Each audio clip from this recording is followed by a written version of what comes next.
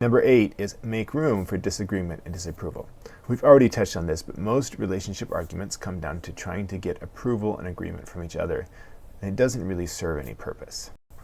A more useful approach is just to say, this is how I see things, and it's okay if you disagree. And this is what I want, and it's okay if you disagree. Now, there are things in relationships where we have to choose to either buy the house or not buy the house, have the kid, not have the kid, move to a new city or not move to a city. So sometimes a decision has to be made, and one person might get less of what they want, and one person might get more of what they want. That's just the difficulty of relationships. Most conversations are about trying to get agreement and approval when it's not necessary. Especially approval doesn't serve any purpose. And if I find myself constantly going to my partner for approval, it's a signal to me that I need to get better at validating myself. I need to earn my own self-respect.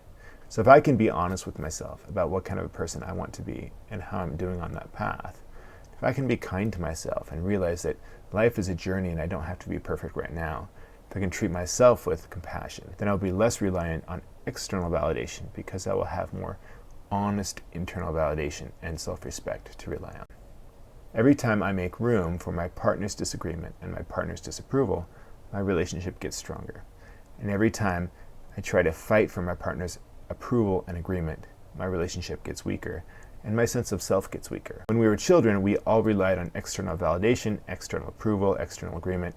We just didn't have the strength of self to decide for ourselves who we wanted to be and how we were doing. As adults, we have to develop the capacity to look inward and say, who do I want to be?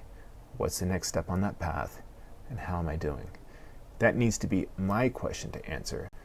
I might turn to my partner for feedback and input because she probably sees me more accurately than I see myself. But I'm not going to rely on her to bolster my sense of self, because as an adult, that's something that I need to learn to